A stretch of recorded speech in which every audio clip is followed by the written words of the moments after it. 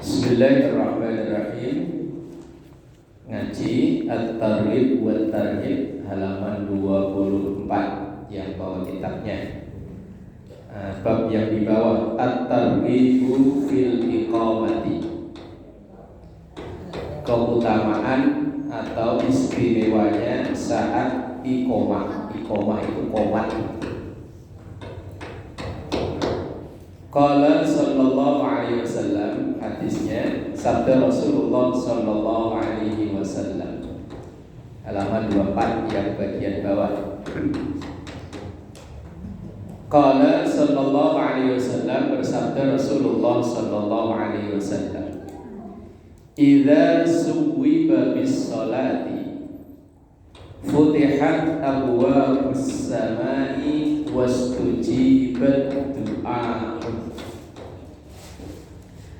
Idza suwiba, ketika telah dikumandangkan suara panggilan sholat, dikumandangkan bis sholati, untuk melaksanakan sholat. Futihat, maka dibuka abwabus samai, pintu-pintu langit. Wastujiba, dan diijabah ad-du'a'u, doa. Hadis ini menjelaskan bahwa saat antara dua kumandang sholat, yaitu adzan dan iqamah, di situ ad-du'a'u la yuraddu bainal adzani wal iqamati. Doa itu tidak ditolak, alias doa itu diterima oleh Allah bainal adzan, antara adzan wal iqamati, dan qomat. Kalau dalam teks hadis itu yang ada di kitab itu, idza suwiba bis sholati futihat abwabus samai wastujiba ad-du'a. Ketika komandang sholat, alias antara adzan dan iqamah, maka dibuka pintu-pintu langit dan diijabah doa. Makanya antara adzan dan iqamah kita ada disunnahkan sholat qobliyah, apalagi subuh. Qobliyah subuh itu sholat sunnah yang mendekati wajib. Bahkan sampai-sampai bagi orang yang istiqomah qobliyah subuh, seandainya kok bangunnya kesiangan, asal waktu subuhnya itu masih dapat, maka jangan ditinggalkan. Sekarang kan terbit itu 5:30 lebih dikit. Ya, di situ kan ada itu tulisannya ya. Kayaknya terbit itu 5:30 lebih dikit. Umpama kok jam 5 lewat baru bangun, segera ambil air wudhu, dikira kok pokoknya sholat subuh itu masih kebagian waktu, maka qobliyah subuh jangan ditinggal. Maka antara adzan dan iqamah itu waktu yang mustajabah untuk berdoa. Nah, berdoa itu bisa jadi di dalam sholat itu. Misalnya ketika kita duduk di antara dua sujud, itu kan ada 8 ya. Kalau sholatnya santai, kalau sholatnya ngebut ya nggak tahu yang kebaca yang mana. Kan ada 8. Rabbi firli warhamni wajburni warfa'ni warzuqni wahdini wa'afini wa'fu anni. Ini kan kalau sholatnya alon-alon. Kalau sholatnya ngebut, kalau kayak tarawih itu yang di 8 ini yang dibaca yang mana? Enggak semua. Minimal salah satu lah ya, Rabbi firlinya. Makanya Rabbi firli itu ditaruh di depan supaya enggak ketinggalan dibaca. Seandainya kita baru bangun Allahu Akbar, kok imamnya sudah sujud lagi, wes pokoknya baca 1 Rabbi firli, langsung ikut sujud lagi. Tapi kalau sholat qobliyah kan sendiri-sendiri ya. Kalau sendiri-sendiri kan ya ada waktu untuk membaca. Rabbi firli, mohon ampun. Rabbi firli. Lanjutannya gimana? Warhamni wajburni warfa'ni warzuqni wahdini wa'afini wa'fu anni. Ini 8 doa. Lah, nanti setelah selesai sholat qobliyah, seandainya kita berjamaah kok belum qomat, maka perbanyak baca doa. Doa yang kita bisa. Kalau mengikuti yang terbaik, doa yang terbaik itu yang diambil dari ayat Quran. Ini doa yang tertinggi. Itu ngerti nggak ngerti, paham nggak paham, ada pahalanya. Pahalanya double. Pahala baca Quran dan pahala berdoa. Seperti doa andalan itu. Nah, itu Rabbana atina fid dunya, itu doa terbaik itu kan. Itu jagat aja disapuin kok ya. Ayo. Wes pokoknya intinya orang hidup itu kan pengen dunianya enak, akhiratnya enak, jauh dari neraka kan itu ya. Wes pokoknya mau jadi apa aja yang penting pokoknya enak. Mau duitnya banyak ya yang penting enak. Daripada duit gak punya tapi sengsara, apa kebalik ini omongan? Pokoknya hidup ini yang penting kan yang dicari enaknya ya. Orang sampai jauh-jauh dari kampung halaman datang ke Jakarta itu awalnya nyari apa? Nyari enak ya. Mungkin dirasa di kampungnya nyari pekerjaan kurang cocok, nyari penghasilan kurang, akhirnya datang ke Jakarta. Bayangannya supaya hidupnya lebih enak. Lah yo enak nyatanya yo betah kok. Lah yo saya nyatanya yo udah 25 tahun kok yo. Walaupun awal-awal datang ke Jakarta, kok rumahnya kecil-kecil ya. Dulu di kampung kan rumahnya bisa buat main bola. Begitu di Jakarta, tapi kok ya betah ya. Mau selonjor aja susah.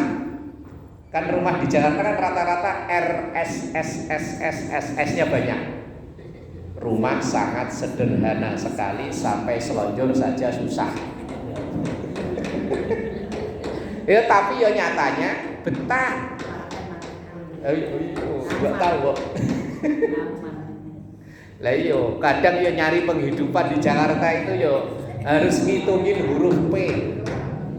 Pergi pagi, pulang petang, pala puyeng, pinggang pegel, pantat pedes. P udah berapa tadi? Udah banyak ya. Lah iya kan, pergi pagi, pulang petang, pala puyeng, pinggang pegel, pantat pedes.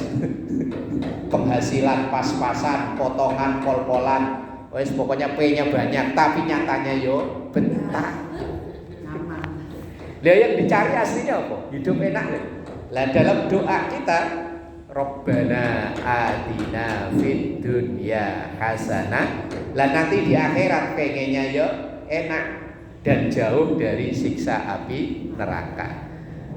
Lah itu doa yang tertinggi yang diambil dari ayat Quran itu. Rabbana taqabbal minna, itu kan dari Quran. Rabbana hablana, Rabbana la tuzigh qulubana. Atau yang biasa ibu baca kalau lagi tahlil di akhir Al-Baqarah.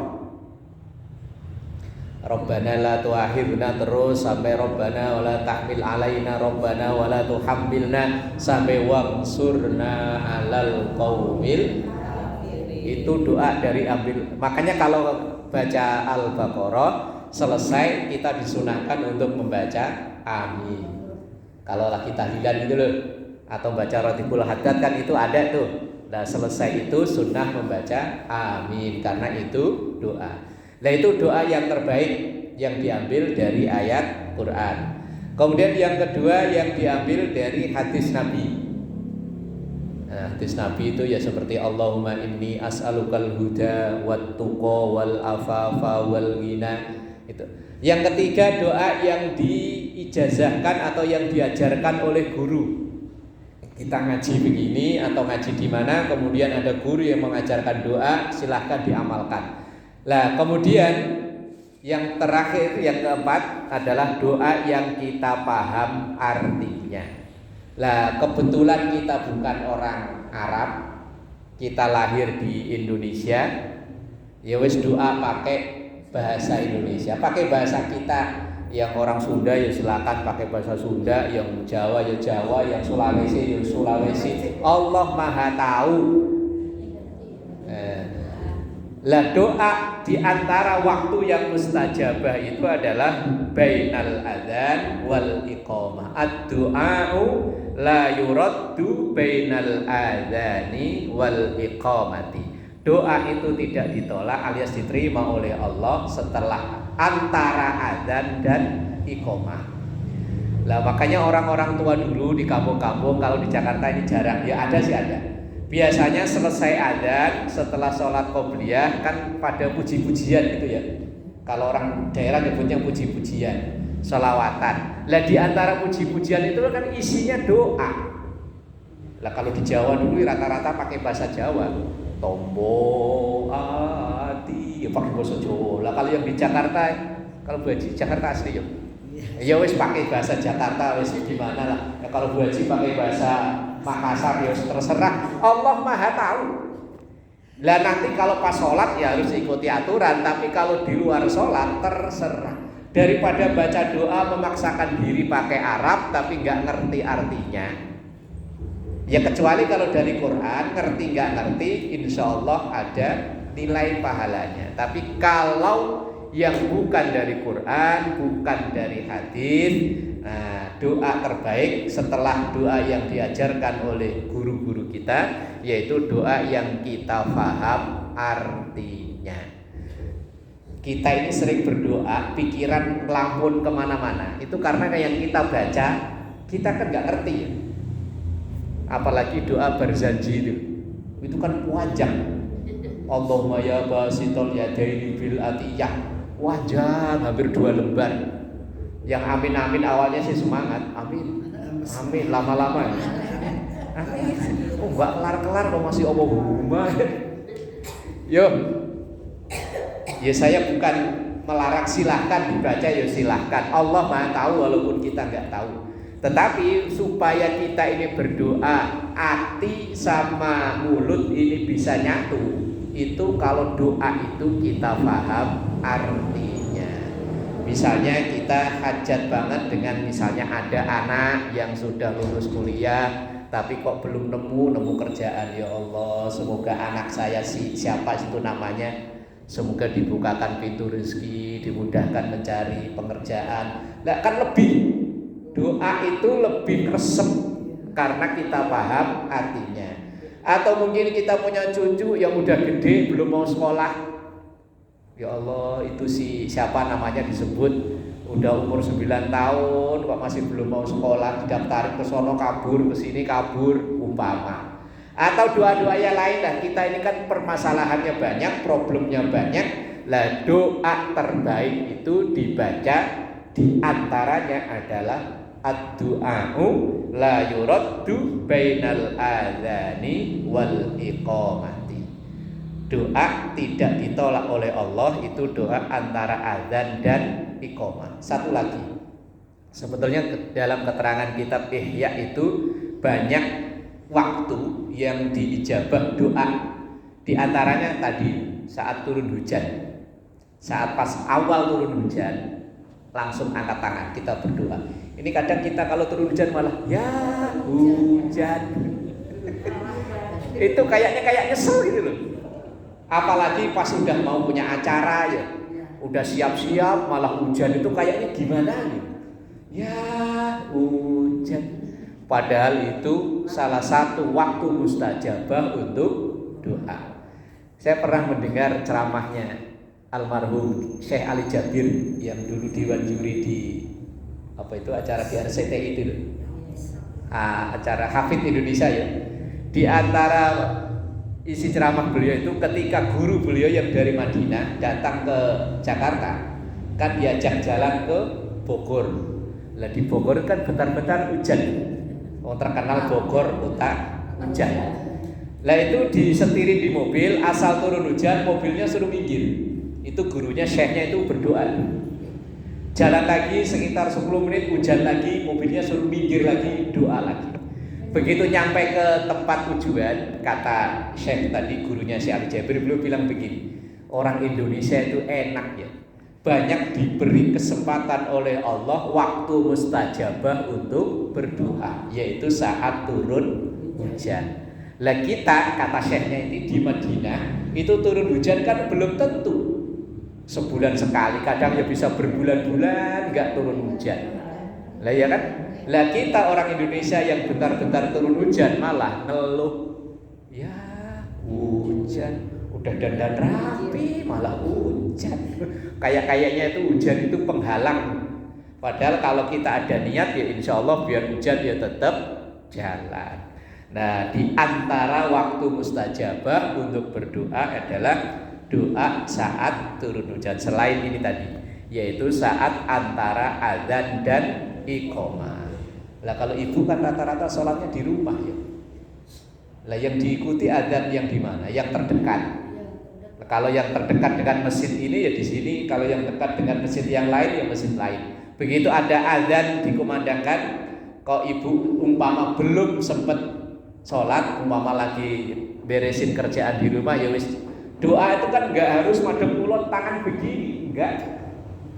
Ya memang doa yang diformalkan itu ya memang dalam keadaan suci, rapi, memakai menutup aurat, kemudian menghadap kiblat. Tapi kan tidak semua doa itu harus seperti itu. Doa itu ya kapan-kapan, sewaktu-waktu.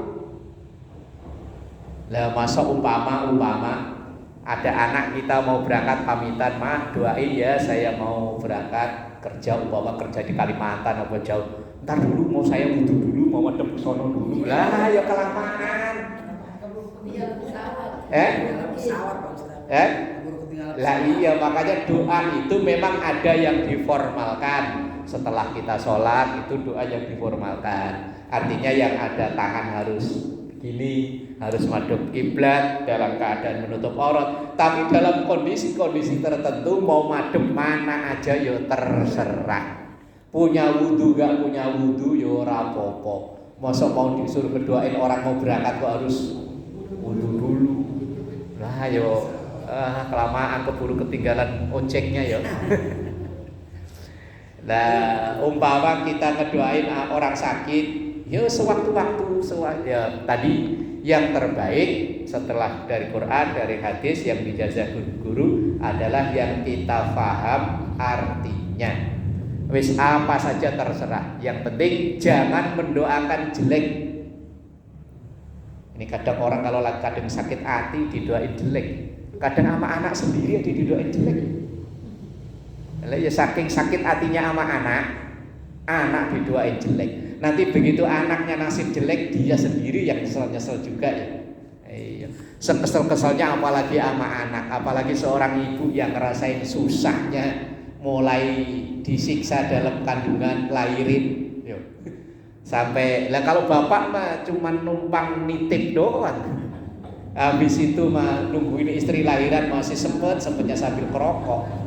Lah kalau perempuan, makanya ketika saking kesel sama anak kadang kok doanya itu loh. Iya saking keselnya sama anak kadang anak disumpahi, kadang dikatain anak setan lagi. Lah kalau anak dikatain anak setan berarti yang nyumpahin itu siapa?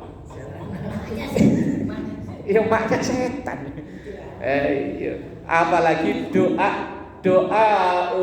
doanya orang tua, apalagi doa ibu. Itu seperti doa Nabi kepada umatnya. Doa yang paling mustajabah itu doanya ibu. Doanya Ustadz Kiai Habib wis nomor sekian. Yang paling manjur itu doanya ibu. Walaupun ibunya nggak bisa Allahumma umpama, karena ibunya itu dulunya nggak pernah ngaji. Tapi kan dia ya Allah anakku, itu yang paling mustajabah. Saya udah umur tua begini loh, kalau ada sesuatu selalu nelpon mak doain saya mau ini. Ya wes Allahumma ya Allah. Ya wes doanya ya begitu. Mau doa pakai Arab ya nggak bisa, bukan orang Arab ya. Kalau bukan anak yang kita lahirin Ustaz. Loh, anak kan bukan hanya anak yang kandung ya.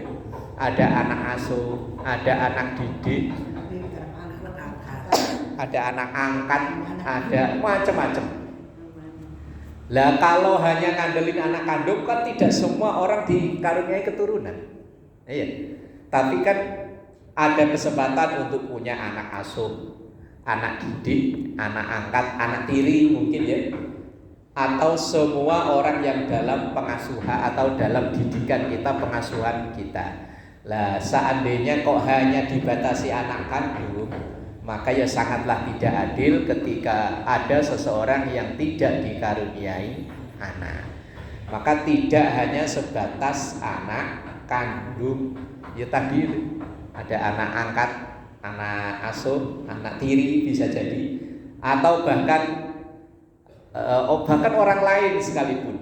Tapi itu yang dalam pengasuhan orang yang banyak jasanya, itu doa yang paling mustajabah, yang paling diijabah, didengar oleh Allah Subhanahu wa ta'ala. Mungkin kisah yang paling kita dengar, ada dua orang yang kisahnya berbeda. Satu namanya Uwais Al-Qarni, satu namanya Alqomah, itu yang sering kita dengar. Alqomah itu orang ahli ibadah, ibadahnya tekun, bagus ibadahnya. Pernah sekali saja membuat sakit ibunya, sakit hati, bukan sakit fisik ya, sakit hati, sehingga ibunya itu keceplosan ngomongnya. Keceplosan ya maksudnya tadi itu, terbersit omongan doa yang gak baik. Ya akhirnya bisa kesampaian anaknya itu ketika sakit mengalami sakaratul maut yang susah luar biasa.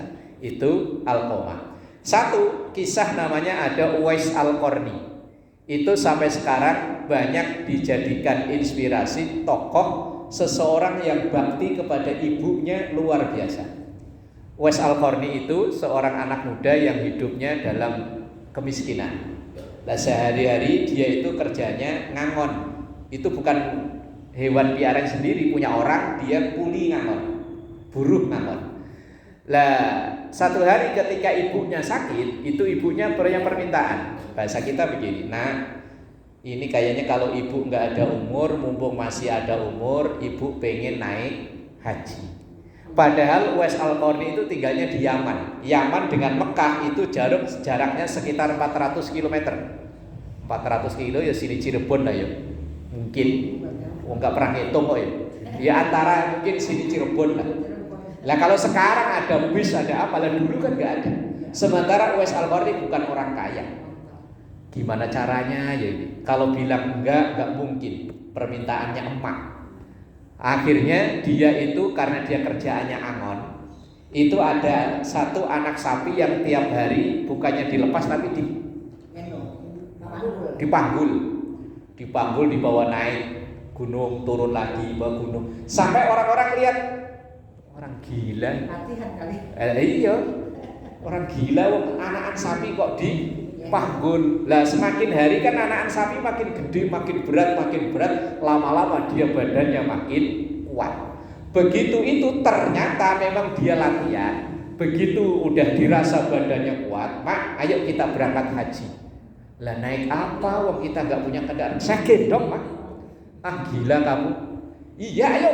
Ya akhirnya bener digendong dari Yaman sampai ke Mekah. Lah kalau sekarang gendongnya dengan dibeliin tiket ya. Lah kalau dulu kan belum ada yang jual tiket.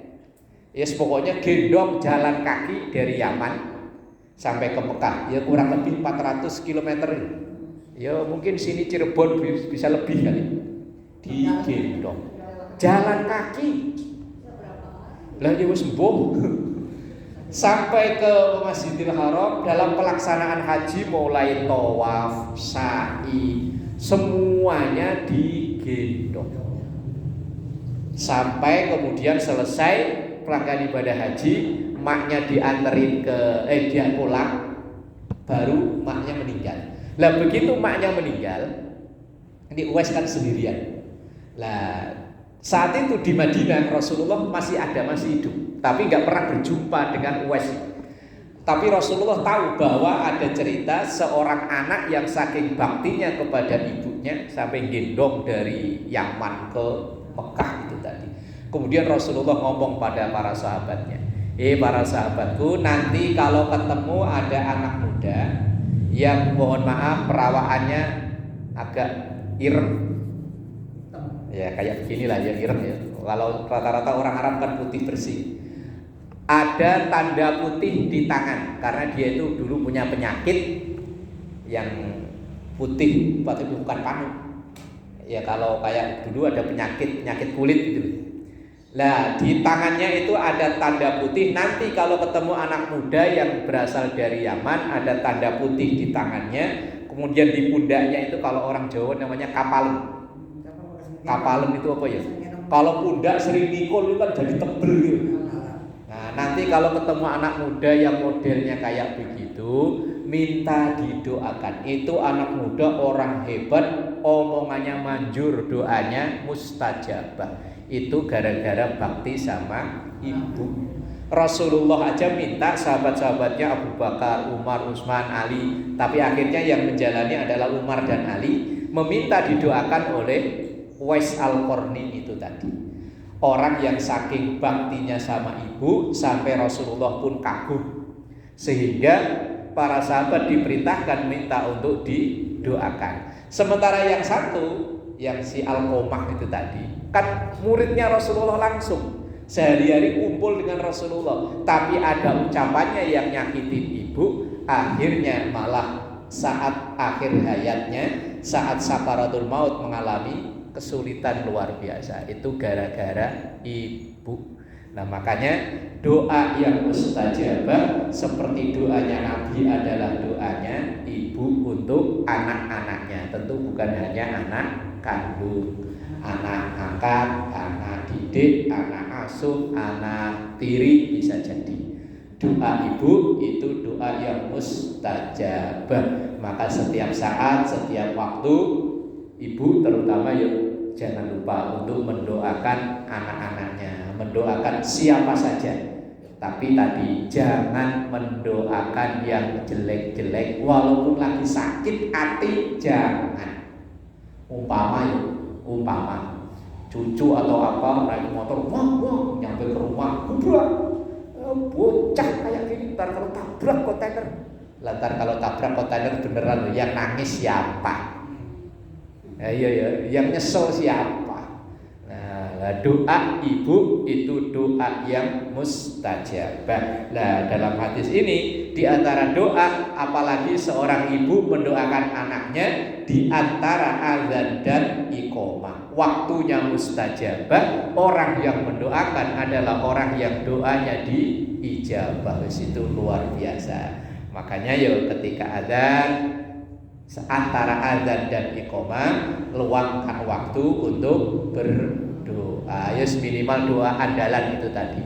Rabbana atina fid dunya hasanah wa fil akhirati hasanah wa qina adzabannar. Wallahu a'lam bissawab.